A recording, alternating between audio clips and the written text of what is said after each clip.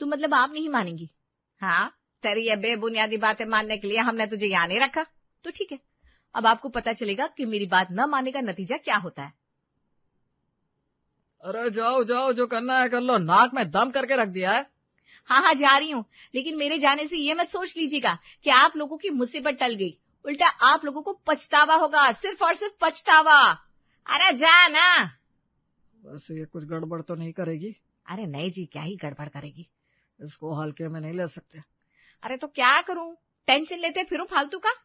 वो गई नहीं और आप शुरू हो गए। अब फालतू का मेरा दिमाग मत खराब करिए। अरे दिमाग मेरा भी खराब होता है, पता नहीं कहाँ से सिर दर्द ले आई हो। अच्छा अच्छा, तो क्यों इजाजत दी थी इस सिर दर्द के लिए? पूछा तो था, आपसे मना कर देते। अरे पता होता तो तुम्हें कहने की जरूरत ना पड़ती।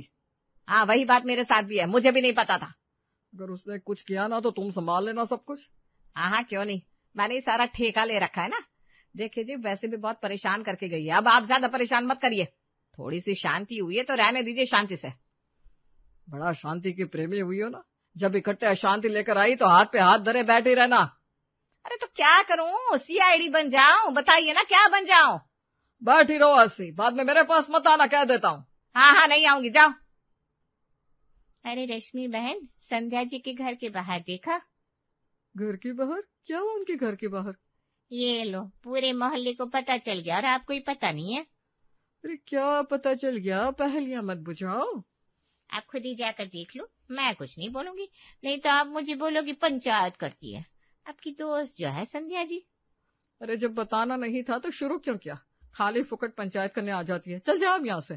वाह जी वाह, पहले तो मैंने ही बताया और अब मुझे ही बोल रही हो। कोई ना, अब जब उनसे बात करना ना तो ये भी बता देना, पूरे मोहल्ले में उन्हीं के चर्चे हैं। अरे जाओ जाओ, आई बड़ी। वैसे क्या बात होगी संध्या के घर के बाहर? बात तो करनी पड़ेगी, अभी फोन लगाती हूँ। हेलो हेलो रश्मि। हाँ, क्या कर रही हो? अरे कुछ नहीं, सो रही थी। सो रही है? ये बता, तेरे घर के बाहर कुछ हो रहा है क्या? नहीं तो मेरे घर के बाहर क्या होगा?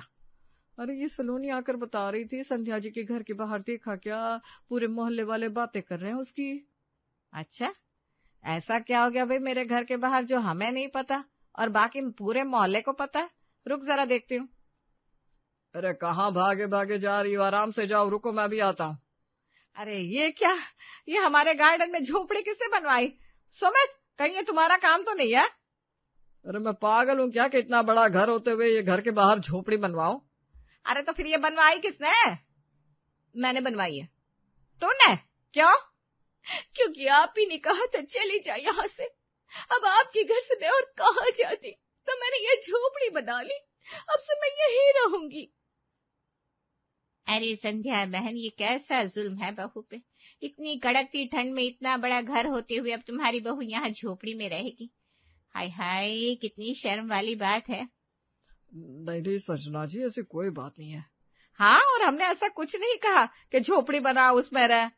लेकिन माँ जी, आप ही ने कहा था कुछ नहीं मिलेगा तुझे, चली जा यहाँ से, सिर दर्द बनकर बैठी है वगैरह वगैरह। ये सब क्या है संध्या जी, आप ऐसी हैं, हमें पता ही नहीं था। आज पूरे मोहल्ले को आपकी असलियत पता चल गई कि आप अपनी बहू के साथ कैसा व्यवहार करती हैं। नहीं नहीं आंटी जी, मेरी सासू माँ को कुछ मत बोलिए, वो तो बहुत अच्छी है। देखिए देखिए संध्या जी, आपकी बहू आपकी इतना सब कुछ करने के बाद भी आपके लिए कितना अच्छा सोचती है। जी जी, आजा बहू, अंदर आजा, झोपड़ी में रहने की कोई जरूरत नहीं है, तुझे जो चाहिए सब मिल जाएगा। आजा आजा अंदर। देखा संजना जी, मेरी सासू माँ कितनी अच्छी है, वो मुझे तकलीफ में बिल्कुल नहीं देख सकती। कितनी बड़ी नौटंकी बाज है ये लड़की, मुझे आज पता चला। देखो तो कैसे मोहल्ले के सामने मुझे विलन बना के खुद हीरोइन बन गई। अब आ भी जा बहू। जी माँ जी, अब आप लोग जाइए आंटी जी। ठीक है बेटा, कोई जरूरत हो तो बता देना। जी जी जी। संध्या और सुमित के साथ रीना अंदर आती है। तो माँ जी, मैंने जो मांगा था वो दे दीजिए। थोड़ा समय दे, मिल जाएगा, अभी कमरे में जा। हाँ जी माँ जी। देखा, मैंने बोला था ना, लेकिन तुम हो कि मेरी बात मानती ही नहीं हो। अरे कितनी बार बोला मैंने। क्या बोला आपने? हाँ, आपको पता था कि वो झोपड़ी बना के घर के बाहर रहेगी? बोलिए। बोलिए ना, अगर पता ही था तो रोक लेते उसे, क्यों होने दिया ये सब? अरे अब तुम मुझ पर क्यों चिल्ला रही हो? क्योंकि आप ही तो बोल रहे हैं देखा देखा। अरे क्या देखा? देखा तो आपने भी, लेकिन क्या कर पाया? कुछ भी तो नहीं। अरे माफ कर दो भैया, मैंने ही गलती कर दी, माफ कर दो मुझे। अब जाइए यहाँ से, ऐसे ही मेरा दिमाग खराब है और खराब मत करिए। अरे वाह, क्या मस्त प्लान था। पापा जी मम्मी जी ने तो उम्मीद ही नहीं की थी कि ऐसा कुछ भी हो सकता है।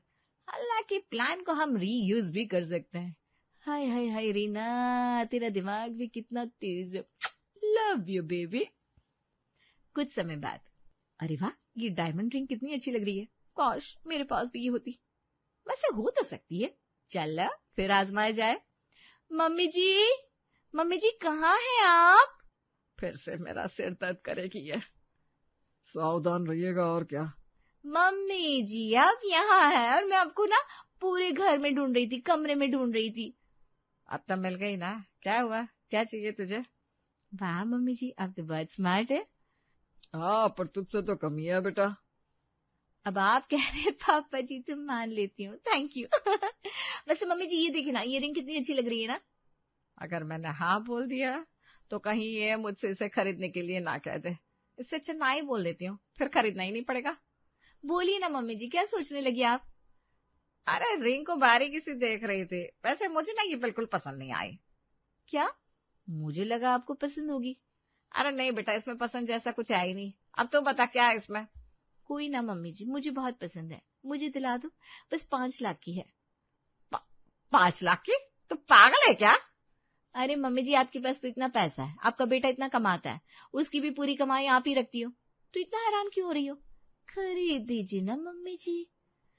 अरे बेटा, ऐसे तो हमें हर दिन कुछ ना कुछ पसंद आता है, लेकिन हम हर दिन ऐसी चीजें थोड़ी ना खरीद सकते हैं। बेटा 5 लाख बहुत बड़ी रकम होती है, बहुत सोच समझ के खर्च करना पड़ता है। वही तो, मुझे पता था आप लोग ऐसे ही करोगे। आप लोग क्यों नहीं मेरी बात मान लेते? अरे क्योंकि तू जायज बात करती नहीं है। मैं जायज बात नहीं करती? अब आपने कुछ ज्यादा ही बोल रही है मम्मी जी। मैं आपकी इज्जत कर रही हूँ, तो आप मुझे ऐसा कुछ नहीं कह सकती। अरे जा बेटा, एक कप चाय बना कर ला, फालतू में बकवास मत कर। कितनी ठंड पड़ रही है वैसे भी। तो आप लोग मुझे रिंग नहीं दिलाएंगे? नहीं दिलाएंगे। ठीक है, मैं जा रही हूँ झोपड़ी बनाने। जब मोहल्ले में तमाशा बनेगा तो फिर मुझसे कुछ मत कहिएगा। अरे पागल हो गई है क्या? अब आप बस देखती जाइए। अरे भाग्यवान, जो बोल रही है दे दो, पैसा इज्जत से बढ़कर नहीं है। पूरे मोहल्ले में फिर से खामखा तमाशा बन जाएगा। अच्छा ठीक है, ले लेना रिंग, लेकिन झोपड़ी मत बनाना। हाँ बेटा, तुझे और अगर अच्छी रिंग चाहिए ना तो वो भी ले ले, क्योंकि झोपड़ी का नाम नहीं लेना इस घर में। अरे वाह, ये तो सचमुच बहुत बढ़िया प्लान है। मुझे तो लगा था पापा मम्मी मानेंगे नहीं, लेकिन ये तो तुरंत मान गए। वैसे मानना पड़ेगा, क्या दिमाग लगाया मैंने भी। ठीक है पापा जी, अब चिंता मत करिए, अब कोई झोपड़ी नहीं बनेगी। तो मैं ऑर्डर कर दूं? कर दे मम्मी जी प्यार से। हाँ कर दे। हाँ आप लोग बहुत क्यूट हो। Thank you, love you so much. एक झटके में 5 लाख ले गई। अरे क्या जरूरत थी ये बोलने की? अरे उसके लिए दोबारा झोपड़ी बनाना ज्यादा मुश्किल नहीं है, वो एक बार झोपड़ी बना चुकी है। धज्जियां हमारी और आपकी उड़ेंगी, फिर क्या करोगी? कहाँ लेकर जाओगे इन पैसों को? और ठीक ही है ना, बहू गहने ही तो खरीद रही है। पैसे हमारे पास रहे या उसके पास, बात तो एक ही है। ऐसे ही धीरे धीरे सब हड़प लेगी, तब मुंह देखते रहना सिर्फ। उस दिन आपको मेरी बात याद आएगी, देखना। हाँ ठीक है, देखा जाएगा। अरे सुन बहू, जरा चाय तो बना ला। लाई माँ जी। अरे शांति से रहने दो ना उसे। अरे क्या शांति से रहने दो, खाली बैठी रहती है, इसलिए खुराफात आती रहती है उसे। थोड़ा काम करेगी, व्यस्त रहेगी तो ज्यादा सोचने का मौका नहीं मिलेगा। अब जो भी हो, आपको ही डील करना है, आप ही डील करिए। हाँ, आप मुझ पर छोड़ दीजिए, मैं देख लूंगी। हेलो हेलो रीना, मैं डोली बोल रही हूँ। अरे हाय डोली, कैसी है? बढ़िया, मैं ना अभी इंडिया आई हूँ, तो शाम को मिले, मैं तुझे पिक कर लूंगी। हाँ क्यों नहीं, तो फिर शाम को मिलते हैं, बहुत टाइम बाद दोनों मिलेंगे, चिल करेंगे। वही तो, चल फिर शाम को मिलते हैं, बाय बाय। मिलाई अपनी दोस्त से? हाँ माँ जी मिलाई। तो चेहरा क्यों लटका है तेरा? अब क्या बताऊं माँ जी, डोली के तो मजे ही मजे हैं। उसको देखा तो समझ में आया अपनी लाइफ में तो कुछ है ही नहीं उसकी तरह। अब देखिए ना, मुझे पिक करने आई थी, वो भी अपनी कार में। काश मेरे पास भी कार होती। अरे बेटा, हमें दूसरों से अपने आप को कंपेयर नहीं करना चाहिए, सबकी सिचुएशन अलग अलग होती है। हाँ वो तो है माँ जी। माँ जी, मुझे भी एक कार दिलवा दीजिए ना। ज्यादा नहीं, बस 7-8 लाख में आ जाएगी। क्या बात कर रही है रीना, अभी कल ही डायमंड रिंग के लिए तूने 5 लाख लिए, अब 7-8 लाख और मांग रही है, जैसे हमने पैसों की खेती कर रखी है। हाँ माँ जी, आपके पास पैसों की कमी थोड़ी ना है। अब आप ही सोचिए, जो पैसे बैंक में पड़े हैं, अगर हम उसका यूज करके कार लेंगे तो हमारी चीजें कितनी आसान हो जाएंगी। अरे मान लीजिए आपको कहीं जाना होगा तो कार से जा सकते हैं। लेकिन बेटा, उसके लिए घर में पहले से एक कार है। हाँ, लेकिन मान लीजिए अगर वो बिजी रही तो। देख रही ना, अब जैसा तू सोच रही है ना वैसा नहीं हो सकता। पहले से घर में एक कार है और ऐसे में अब तुझे दूसरी कार चाहिए। तो माँ जी, मुझे खुद की पर्सनल कार चाहिए। अब समझती क्यों नहीं है? मैंने आपसे पहली ऐसी चीज मांगी है क्या? अरे अबे कल ही तो मांगी थी धमकी देकर। वही तो माँ जी, अब मुझे कार भी चाहिए। अगर आपने पैसे नहीं दिए तो अब की बार मैं सच में झोपड़ी बना लूंगी, कसम से, और मुझे ज्यादा वक्त भी नहीं लगेगा। अबे कैसे बात कर रही है रीना, झोपड़ी के नाम पर सरेआम लूट कर रही है। लूट नहीं माँ जी, अपना हक मांग रही हूँ। इतने सालों से आज तक कुछ भी नहीं मांगा, और अब मांग रही हूँ तो आप लोग कंजूसी कर रहे हैं। अरे अपनी बहू से कोई कंजूसी करता है क्या? This is not fair. हाँ, कंजूसी नहीं कहते इसे, तू जो कह रही है ना उसे बेबुनियादी मांग कहते हैं, पता भी है तुझे? अब रहने दीजिए ना माँ जी, आपसे बस जितना कह रही हूँ उतना करिए ना। मुझे कार देंगी या मैं झोपड़ी लगाऊं? बताइए, पैसा चाहिए या इज्जत? सब समझ में आ रहा है तू क्या कर रही है, लेकिन इतना समझ ले, ये सब ज्यादा दिन नहीं चलेगा। मतलब अब मानती है ना? अब कर भी क्या सकती हूँ। यही, अब मेरी नई कार आएगी, मेरी अपनी नई कार, फिर तो मैं भी शो ऑफ कर सकूंगी। ये अभी भी सोच ले बेटा, ये नाजायज खर्चा सही नहीं है। इन पैसों से तू कुछ अच्छा कर सकती है। अच्छा ही तो कर रही हूँ माँ जी, आप बस मुझे जितनी जल्दी हो सके पैसे दे दीजिए। ठीक है, आज ही सुनते हो? क्या है, अब मेरे पास क्यों आ रही हो? अरे 8 लाख और मांग लिए उसने, अब कहती है कार चाहिए और फिर से वही धमकियां दे रही है। अब बताओ क्या करें? क्या कर सकते हैं, हमें उसकी बात तो माननी पड़ेगी। अरे लेकिन 2 दिन में 13 लाख ले लिया उसने, अगर वो रुकी नहीं तो हमारे लिए सही नहीं है। अरे तो तुम कुछ करो ना, तुम तो बहुत शांति से बैठी रहती हो, अब क्यों परेशान हो? अरे परेशान होने वाली बात है, अगर वो नहीं रुकी और आगे भी उसने ऐसी ही मांगे की तो क्या मांगे पूरी करना। अरे ऐसा कैसे मांगे पूरी करना? खजाना है क्या हमारे पास जो खत्म ही नहीं होगा? तो जब मैं ये बात कह रहा था तब तो तुम्हें शांति से बैठना था। अब ताने मारना बंद कीजिए और कोई हल निकालिए। वैसे तो इसका कोई हल है नहीं, लेकिन ठीक है, कुछ करता हूँ, देखता हूँ कुछ। हाँ, जो भी करना है जल्दी करना, नहीं तो उसे हमारी कमजोरी का पता चल चुका है, वो अब रुकेगी नहीं, ऐसे ही हमें ब्लैकमेल करती रहेगी। तुम सही कह रही हो, ठीक है, मैं ही सोचता हूँ कुछ, तुम भी सोचती रहो, अगर कुछ सूझे तो बताना। हाँ ठीक है। अरे वाह रीना, तूने तो कमाल कर दिया, तू तो छक्के पे छक्का मारी जा रही है। 2 दिन में 13 लाख निकलवा ली है, सिर्फ एक ब्रह्मास्त्र से। सही है, अब कार आ रही है तो क्यों ना थोड़ा शो ऑफ भी कर लिया जाए। हेलो डोली। हेलो रीना, क्या हुआ? अरे कुछ नहीं, ऐसे ही फोन किया था। मैं कह रही थी आज शाम को मिले क्या? हाँ हाँ क्यों नहीं, मैं तुझे, अरे नहीं, इस बार मैं तुझे पिक करने आऊंगी। तेरे पास कार है या स्कूटी से आएगी? अरे मैंने आज ही नई कार ली है। एंड गेस व्हाट, सबसे पहले मैं तुम्हें ही इस कार में बिठाऊंगी। You are so lucky. Oh ये तो बढ़िया है, चल ठीक है, मैं इंतजार करूंगी। हाँ मैं भी, चल ठीक है, फिर मिलते हैं शाम को मेरी नई कार के साथ। हाँ ठीक है। वाह रीना वाह, तू तो सच में बहुत स्मार्ट हो गई है। आगे बेटा अपनी नई कार दिखा के। हाँ माँ जी, उन लोगों का मुंह देखने लायक था, सच में किसी को उम्मीद ही नहीं थी कि मेरे पास मेरी अपनी कार है। थैंक यू माँ जी, ये सब सिर्फ आपकी वजह से हो पाया है। 13 लाख का चुना लगा के थैंक यू बोल रही है। चलो ठीक है, अब जो भी है, तुझे जो चाहिए था वो मिल गया। अब एक और चीज है माँ जी। अब क्या? हाँ अब क्या है रीना? वो माँ जी, आज हम सब लोग मॉल गए थे तो मुझे एक वॉच बड़ी पसंद आ गई थी, ज्यादा महंगी नहीं है। कितना किया? ज्यादा नहीं माँ जी, आप आराम से दे दोगी, बस 2 लाख की। तेरा दिमाग खराब है क्या? 13 लाख लेने के बाद भी तेरे गले को ठंडक नहीं पहुंची, जब बेशर्मों की तरह 2 लाख और मांग रही है। माँ जी अब पसंद आ गई तो आ गई, उसमें मैं क्या कर सकती हूँ, दे दीजिए ना माँ जी, आपके लिए तो ये बहुत छोटी रकम है। अरे पागल हो गई है क्या? हम क्या अंबानी दिखता है तुझे? अरे सपने से बाहर निकल समझी, और कोई 2 लाख नहीं देने वाली अब मैं। देना तो पड़ेगा आपको माँ जी, वरना आप जानती है ना। क्या जानती हूँ? कुछ नहीं जानती मैं। इस वक्त मैं सिर्फ इतना जानती हूँ कि 2 लाख तो क्या, अब तो 2 रुपये भी ना दूं तुझे। सोच लीजिए माँ जी, गलती कर रही हैं आप, फिर बाद में पछताएंगी। देख रीना बेटा, बात को समझ, तुझे वॉच लेनी है तो बाद में लेना, अभी 13 लाख खर्च किए, थोड़ा तो रुक जा।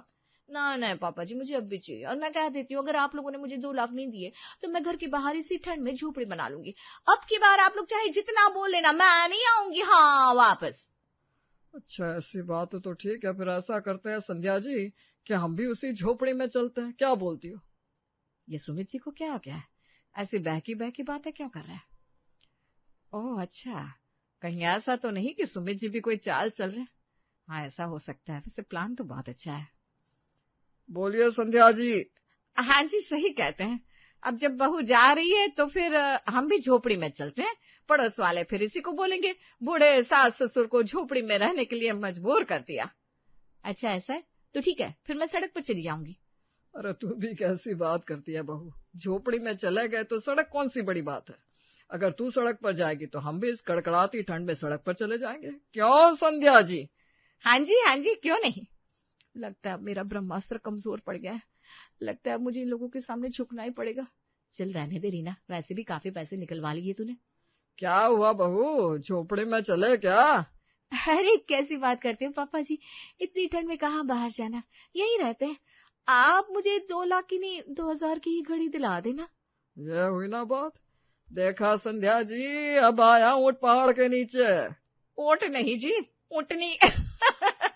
निशा खुद से बातें करते हुए ऑफिस से बाहर की तरफ जा रही होती है। अरे यार, इतने घर देख लिए, कहीं रेंट ज्यादा है तो कहीं मकान मालिक के नखरे भारी हैं। अब क्या करूं, टाइम भी हो गया है। एक काम करती हूँ, पहले कैफे ही चली जाती हूँ, वहां सब मेरा वेट कर रहे होंगे। इतना बोलकर निशा कैफे में चली जाती है। वहां निशा के दोस्त पहले से ही मौजूद होते हैं। क्या यार निशा, हम कब से तुम्हारा इंतजार कर रहे हैं, तुम्हें इतना टाइम कहाँ लग गया आने में? सॉरी यार, मैं पहले ही बहुत परेशान थी, दिमाग से निकल ही गया था कि तुम लोगों से मिलने का प्लान बना है। परेशान हो? क्यों? अरे कोई बात है तो हमें बताओ, घर पर तो सब ठीक है ना? अरे घर पर सब ठीक है, दरअसल मैं पीजी खाली कर रही हूँ और कहीं अच्छा फ्लैट या घर देख रही हूँ। 1 हफ्ते में खाली करना है, लेकिन अब तक कहीं घर फाइनल ही नहीं हुआ है। बस उसी बात की टेंशन है, समझ ही नहीं आ रहा कि मैं आखिर कहाँ रहूँ। तुमने शंकर रोड पे पता किया? वहाँ काफी अच्छे फ्लैट हैं। अरे मैं हर जगह पता कर चुकी हूँ, कहीं बजट का प्रॉब्लम हो रहा है तो कहीं अकेली लड़की का, और जहाँ सब ठीक है तो वहाँ मुझे ठीक नहीं लग रहा। बस यही टेंशन है, 1 हफ्ते में कहीं ना कहीं कोई जुगाड़ तो करना पड़ेगा। बस इतनी सी बात? अरे इसमें इतनी चिंता वाली क्या बात है, ये हमारा कौशल है ना, तुम आराम से इसके यहाँ रह सकती हो। अरे नहीं नहीं, ऐसे कैसे, मैं कौशल के घर कैसे रह सकती हूँ? अरे क्यों नहीं रह सकती, कौशल के घर वाले बहुत ओपन माइंडेड है, उन्हें इन सब से कोई प्रॉब्लम नहीं होगी। और कौशल का घर भी बड़ा है तो तुम्हें वहां दिक्कत भी नहीं होगी। और सबसे बड़ी बात, कौशल के घर वालों के लिए मेहमान तो भगवान का रूप होते हैं। क्यों कौशल, तुम्हारे घर में अतिथि देवो भव है ना? रोहन बिल्कुल सही कह रहा है, 1 महीना तुम आराम से रह लो। अरे 1 महीना क्या, जब तक तुम्हारा मन करे तब तक तुम आराम से रहना। जान पहचान का घर है तो तुम्हें चिंता की भी कोई बात नहीं है। और मेरी फैमिली सच में बहुत ओपन माइंडेड है, मेरी फैमिली को कोई प्रॉब्लम नहीं है अगर तुम मेरे घर में रहोगी तो। सच में कोई प्रॉब्लम तो नहीं होगी ना? अरे निशा, कोई प्रॉब्लम नहीं होगी। अरे बल्कि हमें अच्छा ही लगेगा अगर तुम मेरे घर में रहोगी, क्योंकि मुझे लगेगा कि तुम अपने मुश्किल समय में तुमने मुझे याद किया और मैं तुम्हारे किसी काम आ सका। Thank you so much. तुम्हें नहीं पता तुमने मेरी कितनी बड़ी प्रॉब्लम दूर कर दी। मैं घर फ्लैट का सोचकर इतने दिनों से परेशान थी, इतने घर देख रही थी, लेकिन मुझे कुछ कहीं मिला ही नहीं। नहीं नहीं नहीं, थैंक यू मत बोलो, और चलो तुम्हारे पीछे से सामान लेकर चलते हैं मेरे घर। निशा अब अपना सारा सामान लेकर कौशल के घर चली जाती है और कौशल अपना घर दिखाते हुए निशा को कहता है, ये रहा निशा मेरा घर, और हाँ, तुम्हें कभी भी किसी भी चीज की जरूरत हो तो तुम मुझे बेझिझक होकर बोल देना। तुम हो तो मुझे किसी भी बात की चिंता करने की जरूरत नहीं है, क्योंकि तुम तो मेरी सारी परेशानी हल कर देते हो। बिल्कुल सही कहा तुमने। चलो तुम आराम करो, मैं भाभी को बोल देता हूँ कि तुम्हारे लिए कुछ बना देगी। इतना बोलकर कौशल वहां से चला जाता है। निशा के आने के बाद से अब कौशल भी काफी खुश रहने लगता है। अरे यार कौशल, आज तो खिचड़ी बनाई है तुम्हारी मम्मी ने, लेकिन मेरा तो खिचड़ी खाने का मन बिल्कुल भी नहीं है। पर चलो कोई बात नहीं, आंटी ने इतने प्यार से बनाई है, यही खा लेती हूँ। अरे जब मन नहीं है तो जबरदस्ती क्यों खाओगी? लाओ खिचड़ी मुझे दो। तुम बताओ तुम्हें क्या खाना है, मैं अभी कुछ बाहर से ऑर्डर कर देता हूँ। नहीं यार, बाहर का कुछ खाने का मन नहीं है, मुझे तो टिपिकल गांव वाला खाना खाने का मन है। दाल चावल आलू की भुजिया और रोटी बहुत मन कर रहा है। बस इतनी सी बात, चलो आज मैं तुम्हारे लिए खाना बनाता हूँ। कौशल की ये बात सुनकर निशा अब हंसने लगती है और हंसते हुए वो कौशल से कहती है, तुम और खाना बनाओगे? आता भी है तुम्हें खाना बनाना?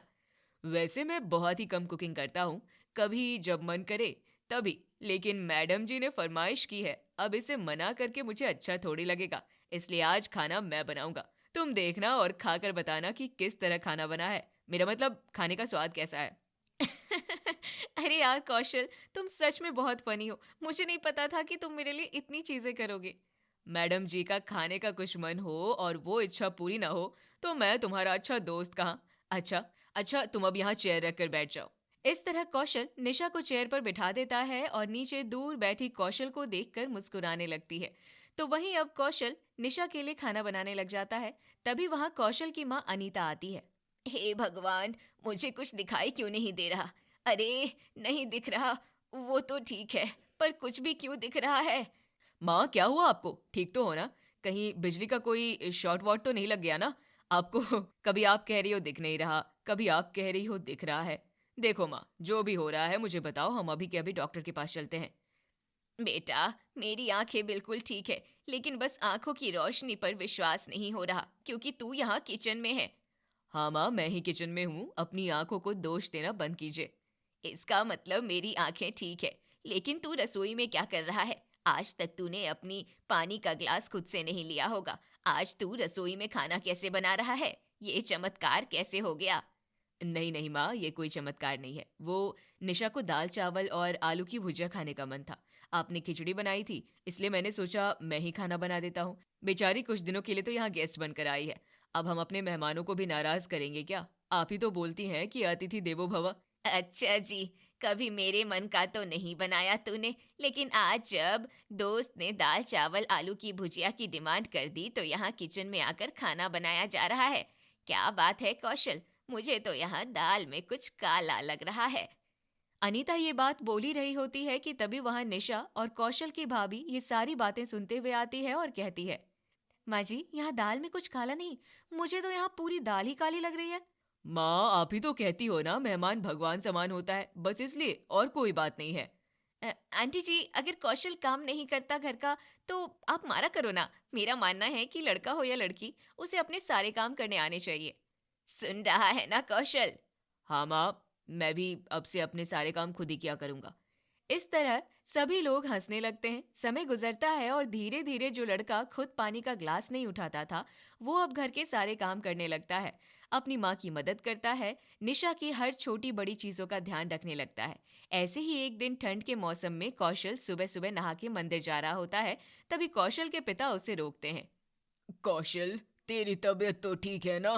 तेरी माँ बता रही थी कि तू आजकल कुछ अलग अलग हरकतें कर रहा है, अगर कुछ बात है तो हमें बता सकता है तू। नहीं तो पापा, मैं बिल्कुल ठीक हूँ, आप लोग मेरी छोटी छोटी बात को इतना नोटिस क्यों कर रहे हैं? अरे अगर मैं सुबह उठकर मंदिर जा रहा हूँ तो ये तो अच्छी बात है ना? हाँ हाँ, ये तो अच्छी बात है, लेकिन मुझे विश्वास नहीं हो रहा कि आखिर तू ये सब कर क्या रहा है। क्या यार पापा, पहले आप ही तो कहते थे ना कि पूजा पाठ में दिल लगाओ, रोज सुबह नहाना चाहिए। अब मैं आपकी परछाई बनने की कोशिश कर रहा हूँ तो ताने दे रहे हो। बेटा ऐसा है ना, बाप हूँ मैं तेरा, ये जो तेरे बदले हुए तेवर है ना, मुझे सब समझ आ रहे हैं। इस तरह दोनों बाप बेटे आपस में बात कर ही रहे होते हैं कि तभी पूजा की थाली लिए निशा आती है। चले कौशल मंदिर? अच्छा निशा बेटा, लगता है तुमने ही कहा है क्या कौशल को मंदिर जाने के लिए, तभी ये सुबह सुबह नहा धोकर मंदिर जाने के लिए तैयार हो गया है। नहीं नहीं अंकल, मैंने नहीं कहा, वो तो मैं जा रही थी इसलिए कौशल भी मेरे साथ जाने लगा। अच्छा अंकल, हम चलते हैं। इस तरह निशा और कौशल दोनों ही मंदिर के लिए निकल जाते हैं और वहीं सुरेश अपनी पत्नी के पास आ जाता है।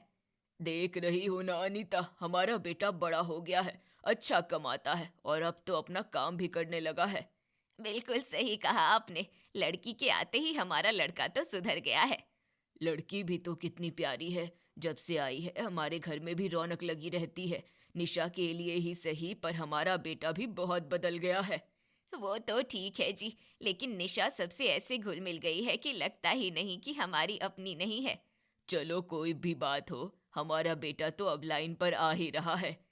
इस तरह अब सब अच्छा चलने लगता है। ऐसे ही समय गुजरता है और एक दिन कौशल ऑफिस नहीं जाता तो वहीं निशा भी अपने ऑफिस से जल्दी घर आ जाती है। कौशल, तुम्हें पता है आज मेरा ऑफिस में मन ही नहीं लग रहा था।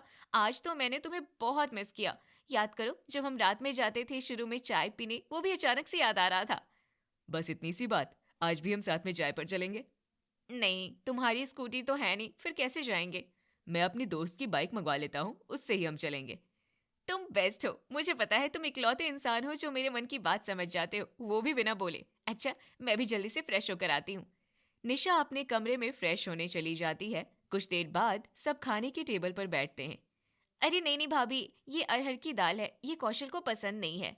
मेरी पसंद नापसंद का अभी से निशा को ध्यान रहता है। चलो जो भी है अच्छा ही है।